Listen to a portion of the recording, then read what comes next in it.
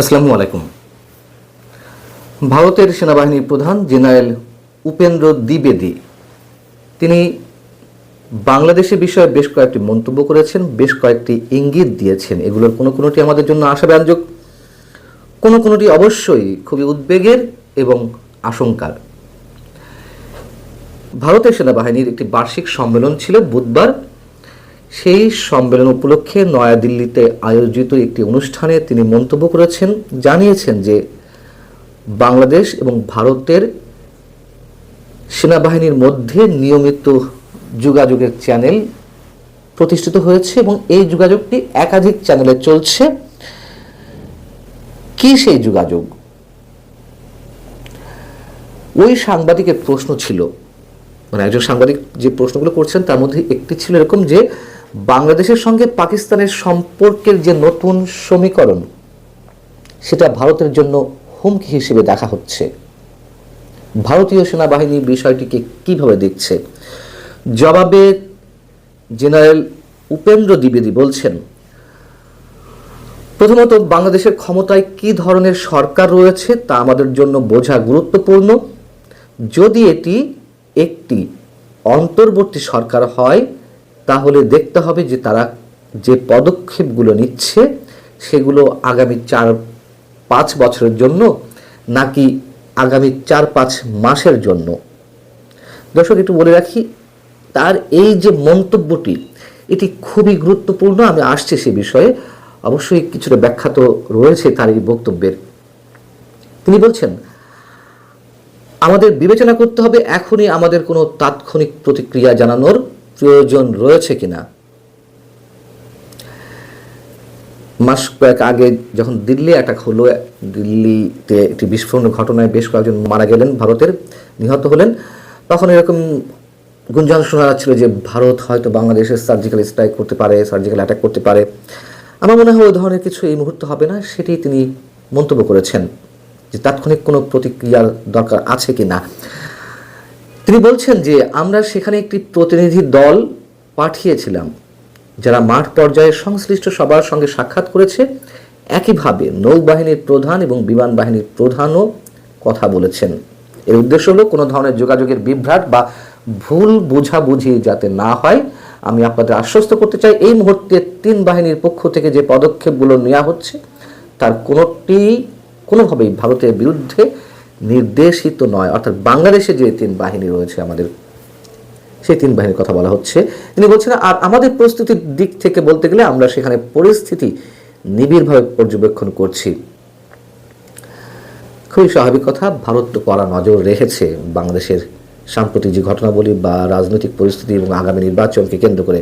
এখন বিষয় হচ্ছে, ভারতের সেনাপ্রধান যে মন্তব্যগুলো করলেন তা খুবই সিগনিফিক্যান্ট আমাদের জন্য এবং তার এই বক্তব্যগুলো থেকে আমরা অনেক কিছু ধরে নিতে পারি। প্রথম কথা হচ্ছে, আমাদের সশস্ত্র বাহিনীর পক্ষ থেকে ভারতের সেনাপ্রধানকে আশ্বস্ত করা হয়েছে। কি বিষয়ে আশ্বস্ত করা হয়েছে?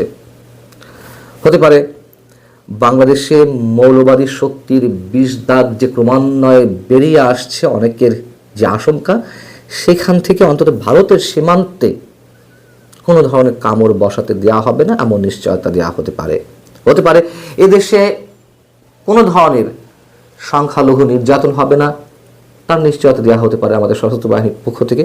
আমাদের জন্য সেটি অবশ্যই ইতিবাচক। দ্বিতীয় কথা হচ্ছে, যে বিষয়টি আপনাদেরকে একটু খেয়াল রাখতে বলেছিলাম, খুব গুরুত্বপূর্ণ, আগামী নির্বাচন 4-5 মাসের জন্য হতে যাচ্ছে নাকি 4-5 বছরের জন্য হতে যাচ্ছে, এ বিষয়ে যে মন্তব্য করেছেন সেটির মধ্যে দিয়ে তিনি কি ইঙ্গিত দিতে চেয়েছেন?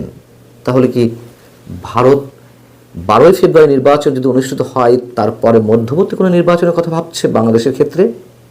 ডক্টর মোহাম্মদ ইউনূস সরকারের সঙ্গে ভারত কোনো ধরনের সম্পর্ক স্থাপিত করবে না, এ কথা ভারত গত 17 মাস ধরে বলে আসছে নানানভাবে। বাংলাদেশে মৌলবাদী শক্তির উত্থান যে ঘটছে তা তো শুধু ভারত বাংলাদেশের আলোচনার মধ্যে সীমাবদ্ধ নেই। আন্তর্জাতিক বিভিন্ন গণমাধ্যম, আন্তর্জাতিক বিভিন্ন গবেষণা প্রতিষ্ঠান তাদের গবেষণায় এই বিষয়গুলো তুলে নিয়ে আসছে। পাকিস্তানের সঙ্গে যে বাংলাদেশের অতিমাত্রায় সখ্যতা, মানে ইতিহাসের সর্বোচ্চ পর্যায়ের সখ্যতা, তা তো অনেকের কাছেই উদ্বেগের। সেই জায়গা থেকে আগামী 12 ফেব্রুয়ারি নির্বাচনের মাধ্যমে কি হতে যাচ্ছে সে বিষয়ে নিশ্চয়ই ভারত এখনো সন্দিহান। যদি জামাত নিয়ন্ত্রণাধীন জোট এনসিপি সহ তাদের যে জোট সেই শক্তির উত্থান ঘটে, অথবা ভারত বাংলাদেশে এই নির্বাচনের মাধ্যমে যে ধরনের সরকার দেখতে চাচ্ছে সেটি যদি তাদের প্রত্যাশা অনুযায়ী না হয়, তাহলে পরবর্তী 4-5 মাসের মধ্যে তারা কি ভিন্ন কোনো কিছু কথা ভাবছে, এ প্রশ্ন অবশ্যই আমাদেরকে ভাবাচ্ছে। পাকিস্তান থেকে আবার JF-17 যুদ্ধ বিমান কেনার কথাবার্তা চলছে বাংলাদেশের পক্ষ থেকে। ভারতের বিচ্ছিন্নতাবাদীদের বাংলাদেশে আশ্রয় দেওয়ার ঘোষণা দেওয়া হয় এনসিপির কোনো শীর্ষ নেতার পক্ষ থেকে বা হাসনাত আবদুল্লাহদের পক্ষ থেকে। আনন্দবাজার দাবি করে যে ভারতের বিচ্ছিন্নতাবাদী সংগঠন উলফার নেতা পরেশ বড়ুয়া বাংলাদেশে আশ্রয় নিয়েছে। এনসিপি সহ এরকম কয়েকটি রাজনৈতিক সংগঠন বা রাজনৈতিক শক্তির নেতাদের পক্ষ থেকে যখন হুমকি দেওয়া হয়, অসংখ্যবার হুমকি দেওয়া হয় ভারত সীমান্তে আক্রমণ করার কিংবা 7 সিস্টার্স বিচ্ছিন্ন করার হুমকি দেওয়া হয়, এগুলো তো কোনোটাই ভারতের জন্য সুখকর কিছু নয়। বাংলাদেশের সংখ্যালঘু নির্যাতনের অভিযোগ থেকে যদিও কোনো ক্ষেত্রে ভারত প্রতিরঞ্জিত অভিযোগ করেছে, এটাও সত্য। যাই হোক, সে ধরনের অভিযোগ থেকে এখন বাংলাদেশ ভারতের মধ্যকার যে ক্রীড়া অঙ্গন, সেই অভিযোগের বা ভারতের যে বিরূপ মনোভাবের কালো ছায়া সেখানেও পড়েছে। এগুলোর কোনোটি আমাদের জন্য সুখকর কিছু নয়। অতএব ভারত নিঃসন্দেহে কড়া নজর রাখছে আমাদের উপরে। ভারত পায়ে পাড়া দিয়ে আমাদের সাথে সংঘর্ষ জড়াতে আসছে নাকি আমরা ভারতের পায়ে পাড়া দিয়ে সংঘর্ষ বাঁধাতে চাইছি, যুদ্ধ বাঁধাতে চাইছি, সেগুলো নিশ্চয়ই বিবেচনার দাবি রাখে। এবং সেনাপ্রধানের সঙ্গে, আমাদের সেনাপ্রধান জেনারেল ওয়াকারুজ্জামানের সঙ্গে উপেন্দ্র দ্বিবেদীর যে নিয়মিত যোগাযোগ, সেটি আমরা জানি যে নিয়মিত যোগাযোগ আছে। এর আগে তিনি মন্তব্য করেছিলেন গত বছরের বার্ষিক সম্মেলনে সেনাবাহিনী সে দেশের, তিনি মন্তব্য করেছিলেন যে 2024-এর 5 আগস্ট যা কিছু ঘটেছে সেই মুহূর্তে আমাদের জেনারেল ওয়াকার সাহেব এবং উপেন্দ্র দ্বিবেদীর মধ্যে নিয়মিত যোগাযোগ ছিল, এই মন্তব্য তিনি করেছিলেন। সব মিলিয়ে আগামী নির্বাচন